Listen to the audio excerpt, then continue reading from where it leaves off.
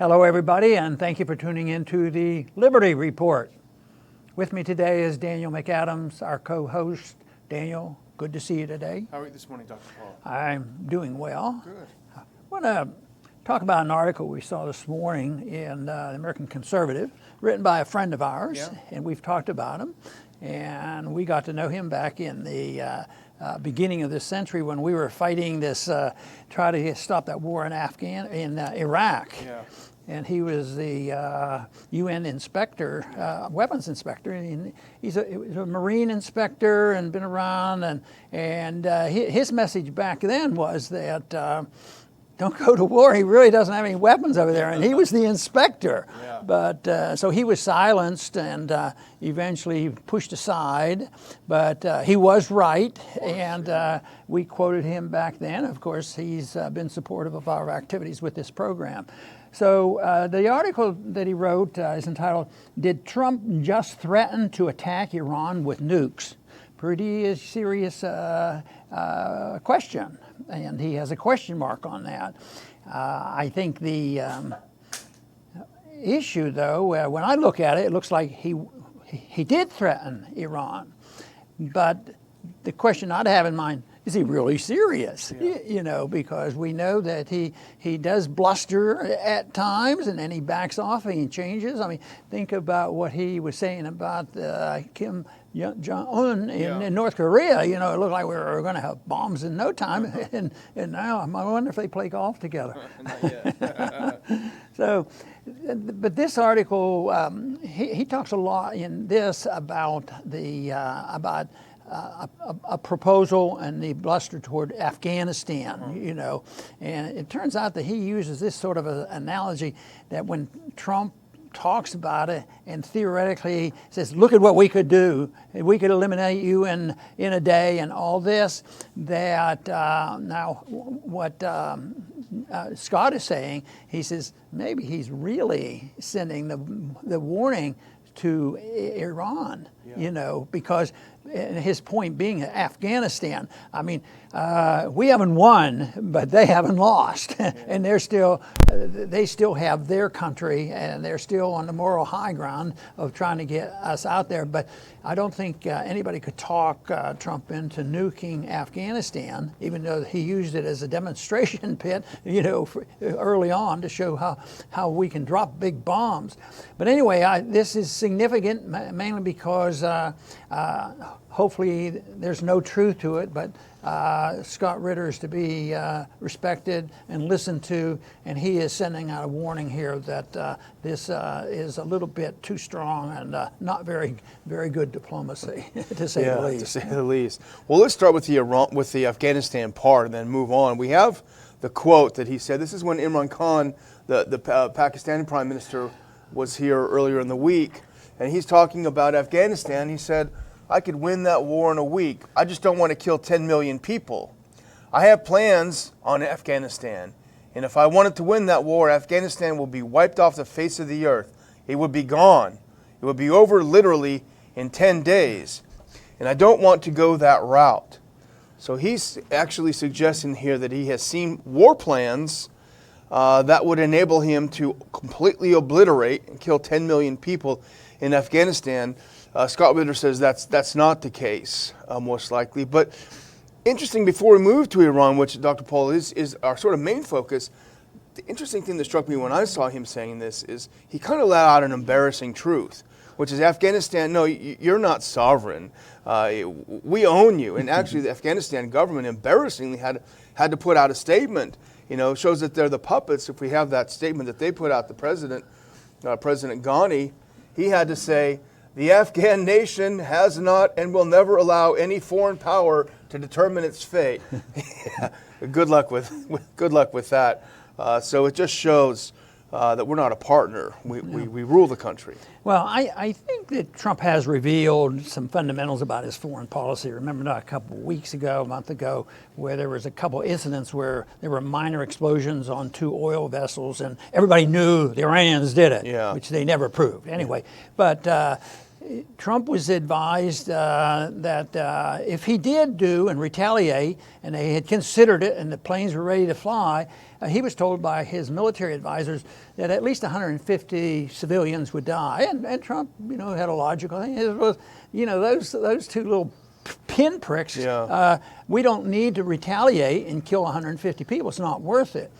And he does talk a lot about no boots on the ground. And I think he's very sincere. I don't think he wants to get bogged down in another war. He probably would like to get out of Syria and Afghanistan and all, but, it's just not going to happen very easily because we own too much and we're in charge and we are the policemen of the world. But this makes it very clear that Trump is not thinking about invading Iran. Yeah. It seems like there's not one chance in 100 that that's going to happen. It's not going to be like the Persian Gulf War, hundreds of thousands of troops lined up and marching into Iraq at the time. So that's why it's almost more dangerous. If this was he's describing about what it would be like in Afghanistan, and he's really thinking, you guys over in Iran, you better mind your own business. You don't even follow your treaties on your nuke treaties. Of course, we're the ones that broke the treaty, but of course they're not following it. And they have said that we're going to do what is necessary to protect ourselves. But I think that, public relation-wise, we don't really win that fight. When people hear our side of the story, they say, I didn't know that's true, because they say, the Iranians are the ones that did it. That is what's pounded into the heads of all Americans, and therefore they're ready to be prepared, and they won't even question. They'll always say, Trump will never do it. If he does, it's right. These are bad people. But what it does, it brings to mind to me about what has been said for a few years, and we've been warned, and that is no options are off the table. Yeah. And that is not a Donald Trump invention. Yeah. It's been around, and I went and looked, and even Obama was saying it, nothing off the table. That always, to me, rang a bell. They never said what that means nukes, but they say no options off the table, which means that we've been threatening people all along. And the threats are that you better do what we tell you, and immediately, we'll take care of you. Matter of fact, this was used by a lot. This term was used by Pence, dealing with Venezuela. Oh, yeah.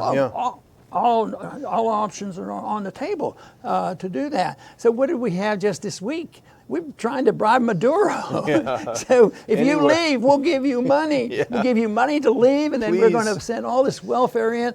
Fits my theory that we only have two options. We go to people, do what we tell you, we'll give you money. If you don't, we'll bomb you. And unfortunately, I'd like to present the case for another option on foreign policy. Someday, maybe. Yeah. And as Scott points out in his piece, it's easy to dismiss this as Trump bluster, and you suggested it earlier on because he does do this a lot. But what he's doing is outlining a U.S. policy of total destruction. And I think this is the iron fist inside the velvet glove of democracy promotion and human rights. But just a day before he made this statement about Afghanistan, I could destroy it and obliterate it. Here's what he said about Iran. Any attack by Iran on anything American will be met with great and overwhelming force. In some areas, overwhelming will mean obliteration. Obliteration is something you associate with the use of nuclear weapons. And I think that's what Scott is saying here. And he ties this sort of bringing this up of obliteration with the 2018 Nuclear Policy Review, which I think we may have done a show on it. We've done so many shows. But it describes the circumstances under which the United States would use a nuclear weapon. And Scott, I think, does a pretty good job of combining Trump's statements and combining objective facts to saying what this really means is that the NPR, Nuclear Policy Review, would provide for the use of nuclear weapons against Iran. The one thing they haven't done is define the word, an explanation of what anything America means.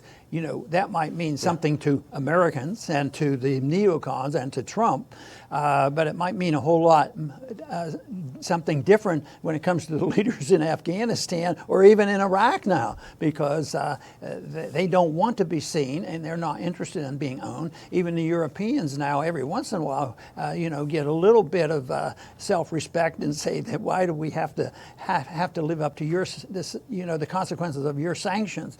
So anything America and right now is unfortunately so broad it could mean anything, friends and allies and oil interests and everything else, because in many ways we think that we own the world and we act like we do, and our bombs really are the determining factor, except there's a lot of people that don't like that, and their striking back won't be with nukes. Their striking back to America will be in a different form, and I think we've already seen some of that happening already.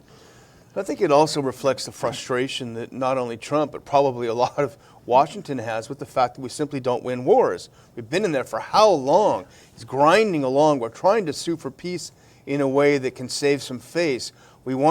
Trump wants to get out of there, but it's never won, and it's kind of like acting out, lashing out over this constant stream of really defeats by saying, yeah, we could, almost like a schoolyard taunt.